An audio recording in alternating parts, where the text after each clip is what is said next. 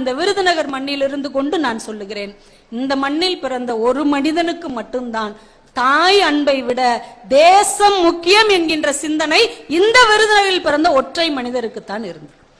பெற்ற தாய்க்கு பிரியத்தை மட்டுமே கொடுத்துவிட்டு இந்திய தாய்க்கு இதயத்தையே கொடுத்த கர்ம வீரர் காமராஜர் பிறந்த மண் இந்த விருதுநகர் மண்.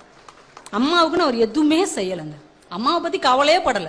இந்த நாட்டை பற்றியும் மக்களை பற்றியும் நம்முடைய கல்வியை பற்றி மட்டுமே யோசித்திருக்கிறார். ஒரு நாள் அவங்க அம்மா இறந்து போயிட்டாங்க. காமராஜருக்கு செய்தி வருது, அம்மா செத்து போச்சு. காமராஜர் விருதுநகர்ல அந்த வீட்டில் வந்து உட்கார்ந்துருக்கிறார். அம்மா இறந்துருக்கிறாங்க. அவர் தலையை மொட்டை அடிச்சிருக்கிறாங்க. வேட்டி மட்டும் கட்டி ஆகிருதியான தோற்றத்தோட அப்படி நாற்காலியில அப்படி தலை குனிஞ்சு உட்கார்ந்துருக்கிறார். உட்கார்ந்துருக்கும் போது அவர் மனசுக்குள்ள எந்த எண்ணம்லாம் வந்திருக்கும்? இது வரைக்கும் நம்ம மக்கள், நாடு, இந்த ஊர் நல்லா இருக்கணும் இப்படியே ஓடிட்டோமே, அம்மா சாகும் போது என்ன நினைச்சிருக்கோம்? நம்ம பிள்ளைக்கு ஒரு கல்யாணம் பண்ணலையேன்னு நினைச்சிருக்கோம். சாகும் போதாவது பக்கத்துல இந்த பையன் வந்து உட்கார்ந்து இருந்திருக்கலாம் அப்படின்னு நினைச்சிருந்திருக்கோம். ஏதாவது ஒரு வார்த்தையாவது சொல்ல நினைச்சிருக்குமோ? இதெல்லாம் தலைவர் மனசுக்குள்ள ஓடி இருக்கும். அப்படியே தலை குனிஞ்சு உட்கார்ந்து இருக்கிறார். இப்ப இந்த வெட்டியா இருக்கிறார் இல்லையா, அவர் கையில ஒரு சின்ன கிண்ணத்தை ஏந்தி கொண்டு முன்னாடி வர்றார். காமராஜருக்கு முன்னாடி வந்து, ஐயா சாவு காசு போடுங்க உங்க அம்மாவுக்கு அப்படின்னு கேட்கிறார்.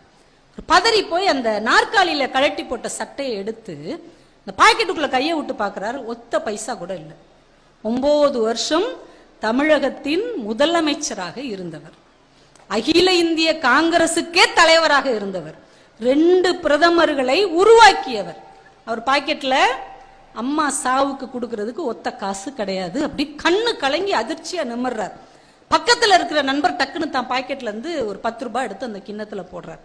இப்ப வெட்டியான் சொல்றான், இந்த பணத்தை எடுத்து அந்த ஆள் கையிலேயே திருப்பி கொடுத்துட்டு, இந்த காசுக்காக நான் ஆசைப்பட்டு கையேந்தல, ஐயா கையால ஓரணா கொடுத்தா கூட காமராஜர் கொடுத்த காசுன்னு என் வீட்டுல பொக்கிசமா வச்சிருந்திருப்பேன், இந்த பாவிக்கு அது கூட கிடைக்கலையே என்று வெட்டியான் அழுத கதை காமராஜருக்கு மட்டும்தான் இந்த நாட்டில் உண்டு. அப்படிப்பட்ட தலைவன் வாழ்ந்த